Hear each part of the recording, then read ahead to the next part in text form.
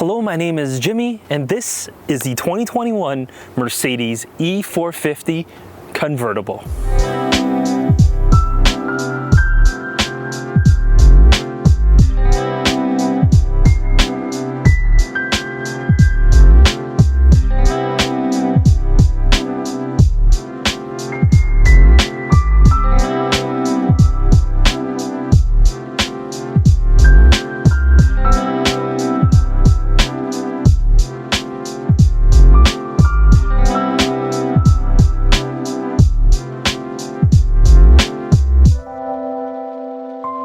As said, this is the E450, which means it's right in the center of the Mercedes lineup.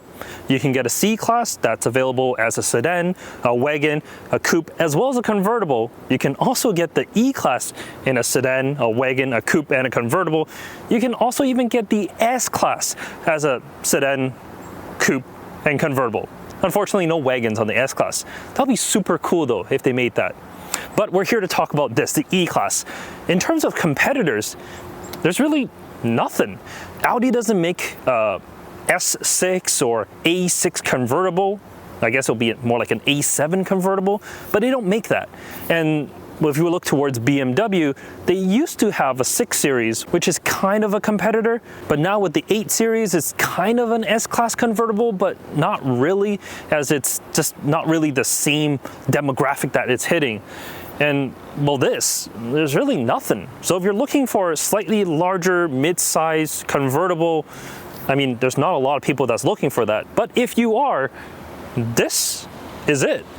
But of course, I can't just leave the video there. We gotta talk about this vehicle. So let's talk about styling first. The front end, love it. Long, sleek hood, beautiful headlights. The grille is not the Panamericana grille that you get with a lot of the later AMG products, as this doesn't have AMG on the back. There are some AMG emblems on the carpet itself, but that's really it. I love the front end styling. It's really nice. It's quite elegant. And this high-tech silver, love this paint color. I mean, it's just traditional Mercedes silver, isn't it? On the side, we have almost no chrome. I mean, there's a little bit of chrome on the front end, there's a little bit of chrome on the back, and the door handles are chrome, but that's it. The rest, you get the satin silver above this belt line here. And like I said, it's very elegant. The wheels, I love these 20-inch wheels that just fit the car perfectly. And then out back, we get beautiful LED tail lamps that just, well, they do a little bit of a dance at night. And we got some chrome exhaust finishers down low. It's a very elegant looking vehicle overall. But of course, with the elegant look, there comes a little bit of a practicality lost, because if you open up the trunk, there isn't a whole lot of space in here. But it does vary if you have to top up or down. If you have to top down, well, there's a little blockage here because, well, the soft top has to go somewhere. But if you have to top up, you can press this little button here. It raises the top of the trunk here so you can stow a little bit more. The only thing is, well, I see this vehicle being used for people who love to golf. And at a country club, this car absolutely fits, but it can't fit a set of golf clubs in here. It's just not tall enough. What you can do is you can, well, have to have your top up, and you fold those rear seats down, then you can slide them right through. However, if you're gonna have your top down, the rear seats is the best place for them. But let's take a look at those. Now, the E-Class Cabrio and the Coupe is actually slightly shorter than the sedan. And because it's shorter, there just isn't as much room. If I try to squeeze myself in here, well, because the top is up, actually getting in is not a difficult problem at all. It's not bad back here, I wouldn't say. The seats are decently comfortable, but something you have to keep in mind is, well, they're just quite upright. So you're sitting back here for longer journeys, well, your back's gonna give out a little bit. But you can get heated rear seats and a tri-zone climate control. I don't know who's opting for that, but you can. But let's be honest, you're not gonna be back here. No one really is gonna be back here. Let's go to those front seats. All right, I can't use soft closed doors properly. In either case, you can get soft closed doors on this E450, and that's certainly nice. These seats are super nice. They're ultra comfortable. They're heated, they're cooled, which you definitely would need in a convertible. and you get this air scarf feature. So even in the winter, you can go top down, have your heated seats on, your heated steering wheel, and the air scarf, and it feels like you're in a cozy blanket. It feels awesome. Of course, right now we're in the summer and I'm not gonna have that turned on because I don't wanna be warm. But the cool seats, or ventilated seats really on Mercedes, that does keep me quite tempered. As for what's right in front of me, I love the color combination in this E-Class. I gotta say, whoever spec'd this, absolutely beautiful. If it's not this blue, there's a red, also just as good. You get this white steering wheel, which will absolutely get dirty over time, but it's a press car and it gets cleaned literally every week. So hey, it still looks amazing here. You get this updated steering wheel with the 2-spoke or 2-tier kind of buttons. Not a big fan of them. They just don't work as well, but they do look prettier than the older system. This piano black plastic on here, it's just a little bit much for me, and the way that you use them, because they're canted backwards, they're just a little harder to use, especially while driving. And you're gonna use them while driving. So I'm not a big fan, but hey, it is kind of subjective, isn't it? Behind that, we have a very, very nice cluster. Full digital display, of course you get that, and it's very customizable. Because this isn't an AMG product, you don't get that super sport mode that I personally love. So currently I'm at classic, which is fine. You get 3 very customizable spots to have your tach, speed, and whatever else that you need. Fundamentally, there's no problems with it. It's just maybe too configurable for some. I honestly would say if you want to play around with that, stop driving first, play around with it, configure it, and then get going. Above, I do have a really good heads-up display as well. Shows me speed, speed limit, and fuel economy as I currently have it set. But you can get more of it as well. You don't get a tach because, once again, not an AMG product, but I think that's fine. No one really is going to be using the paddle shifters on this. This is not the vehicle designed for it. Infotainment, basically the same as all other Mercedes products, is the MBUX system, and it works really well. There's Apple CarPlay, there's Android Auto, but you will have to plug it in to the USB-C port down in the center. I don't have any problems with it other than the fact that, well, very similar to the cluster, there's a lot that you can do. So it can get a little cumbersome as you're going around the menus. What I do like about this infotainment is, of course, you can use the touchscreen, which is the preferred method. You can use the little thumb pad here on the steering wheel, which is a little awkward to use. You can use your voice commands, hey Mercedes, and it does a few things. Personally not a fan of that. And you get this. This is different. Unlike a lot of Mercedes in 2021, where you get the touchpad, you still get the dial in here. And this is a throwback to the older system. On the older system with less menu inputs, it actually works great. But with this, with just the amount of stuff that's on the screen, it's a little bit cumbersome to move around. Instead of just rotating, you're going to be having to move the direction up, down, left, and right to select different things. So it can get a little finicky at times.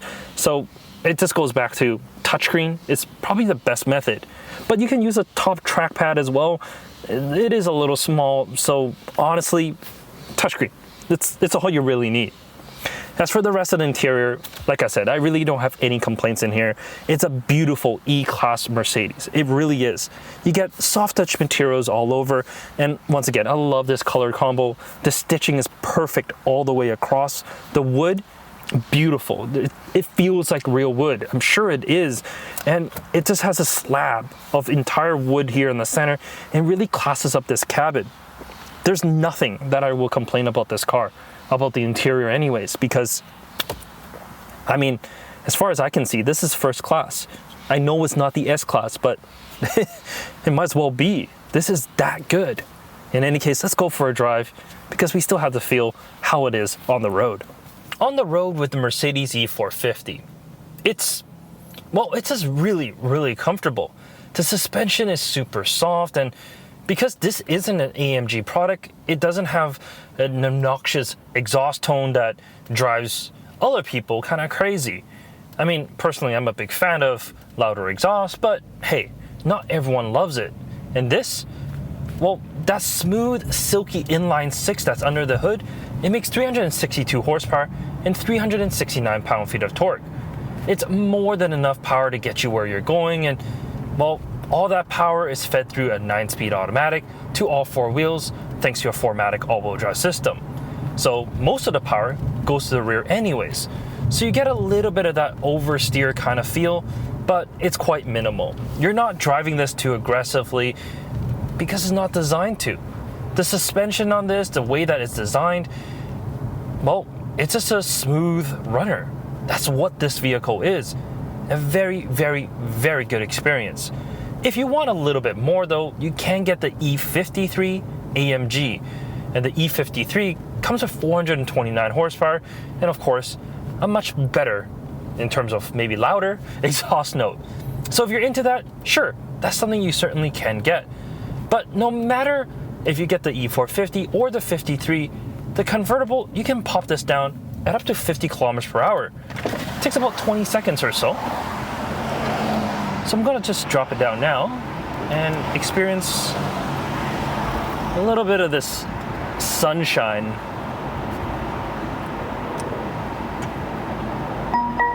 That's it.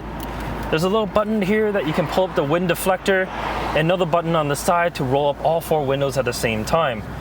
And with all four windows up and the reflector up, or deflector I should say, not reflector, it's actually quite quiet in here. I actually recently went on a road trip in this car all the way up to Whistler. I mean, it's not super far, about 300 or so kilometers, but I did have a really good driving experience.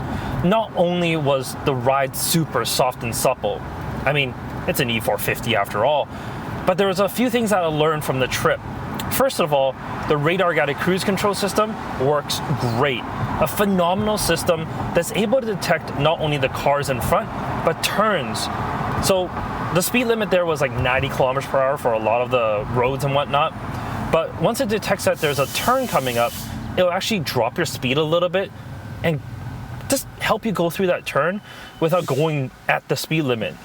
So at every kind of more aggressive corner, it slowed me down a little bit, just made the ride a little bit more compliant, made it a little bit more comfortable, and of course, the occupant not as worried, because diving into a corner at 90, well, might be a little aggressive for some. It also has the ability to help you change lanes.